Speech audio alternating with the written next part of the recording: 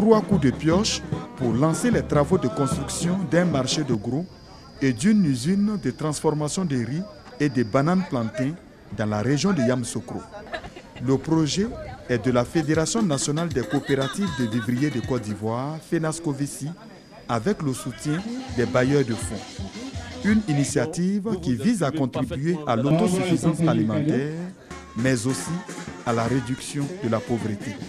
La construction d'infrastructures de conservation et de transformation des produits vivriers a pour objectif majeur la réduction du taux de chômage dans la région. Ce projet contribuera assurément à l'autosuffisance alimentaire et à la réduction de la pauvreté, notamment par des activités concrètes d'encouragement à la production et surtout d'amélioration des revenus des producteurs. Le projet sera bâti sur une superficie de 8 hectares et permettra la transformation et la conservation de plusieurs produits vivriers. Pour le site de Yamoussoukro, nous avons le marché de gros baptisé Mami Fete du nom de la grande sœur du président Félix Faure-Boigny et deux usines, une usine de production de transformation de riz avec 4 tonnes à l'heure et une usine de transformation de bananes 2 tonnes l'heure. Irielou Colette, présidente de la FENASCOVICI, a indiqué que le projet permettra de mettre sur le marché des produits vivriers de bonne qualité, mais aussi à lutter contre la cherté de la vie en Côte d'Ivoire. L'usine qu'on parle, l'usine de riz là, ce n'est pas une usine qu'on a l'habitude de voir, ce n'est pas comme ça. Les silos sont à 10 000 tonnes de paddy par an. C'est qu'on va conserver demain si on dit qu'il y a petit fin quelque part et que ce riz-là, qu'on commence à piler pour donner la nourriture à la population, c'est 10 000 tonnes. Mais on a 9. 10 000 tonnes multipliées par 9, vous voyez, c'est déjà beaucoup pour la Côte d'Ivoire, pour la sécurité alimentaire. À l'époque, quand nous faisions nos bananes, dès que tu allais couper au champ avant d'arriver 2 jours, c'est mûr. Ça veut dire que c'est gâté. Alors que si nous avons des vraies usines maintenant où on peut durer, qu'on aura le temps même de conserver pour un temps, nous disons merci à l'État ivoirien. Les travaux de construction du marché de gros et de l'usine de transformation de riz et de bananes plantées vont durer 24 mois.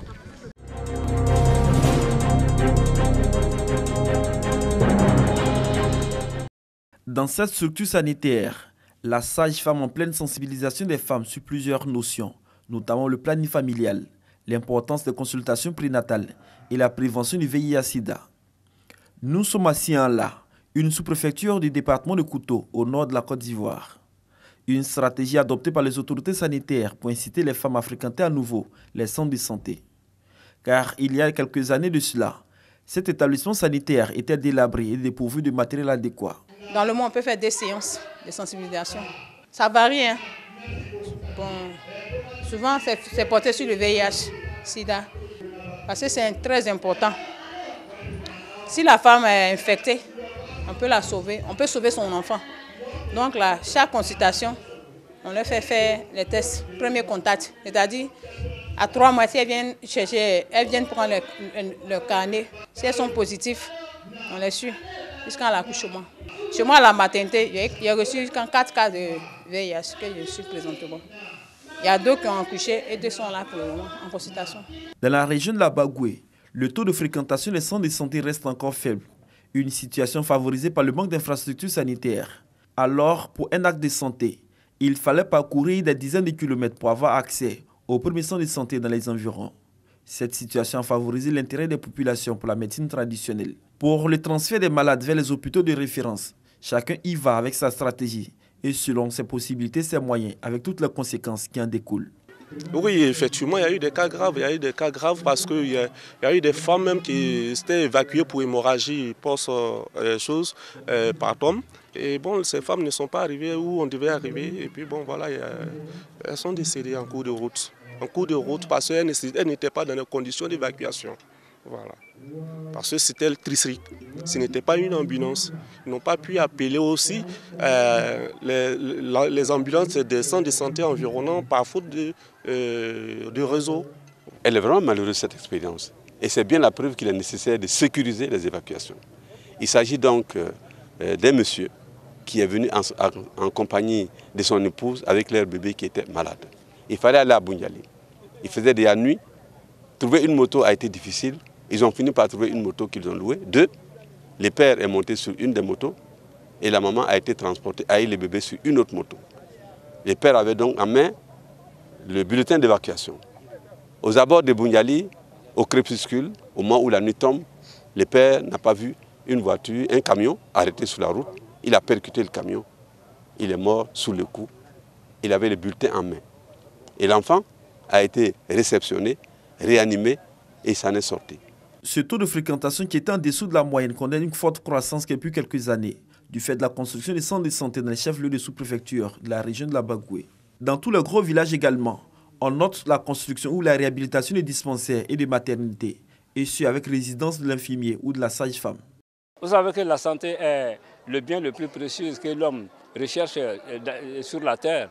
Et le président du Conseil général, en baptisant ce bâtiment, c'est toute la population de Oumou qui est fière de lui aujourd'hui. Nous sommes très contents de lui et à travers lui remercier le président de la République, le président Alassane Ouattara, pour l'immense travail qu'il fait pour la population de la Côte d'Ivoire en dotant tous les petits hameaux d'un centre de santé. L'inauguration de ces infrastructures donne lieu parfois à de grandes fêtes, car c'est le signe de la fin du calvaire de ces populations.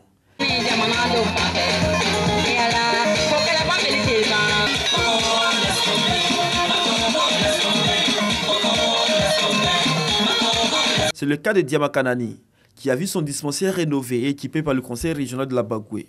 Après Diamakanani, c'est le dispensaire des Zélosso qui a été inauguré par les responsables du conseil régional ainsi que par les cadres de la région de la Bagoué. Occasion d'attirer l'attention des populations sur la fréquentation de ces infrastructures, dont la construction est financée par le conseil régional de la Bagoué. Je voudrais lancer un appel à toutes les femmes. Ne restez pas à la maison pour l'accouchement.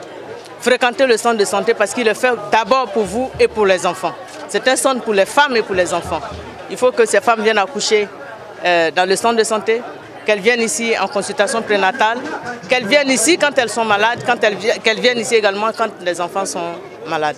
Avec la construction de ces infrastructures, le conseil régional dirigé par Bamba Siama vient réduire ainsi le taux de disparité sanitaire, une politique de rapprochement des centres de santé des populations et une plus grande accessibilité aux soins. Nos actions ne sont que les réponses aux préoccupations de nos populations qui se traduisent en termes de santé et en termes d'école et bien sûr en termes d'hydraulique, puisque vous avez aussi écouté ces quelques doléances qui ont rapport avec l'eau. Donc voici un peu nos actions parce que nous sommes à l'écoute des populations. Et nous demandons à l'État de nous faire confiance en nous donnant des moyens conséquents. À ces structures sanitaires s'ajoutent les ambulances. Avec tous ces efforts, les malades ne seront plus transférés en premier lieu à l'hôpital général de Bundiali, principal hôpital de référence de la région de la Bagoué.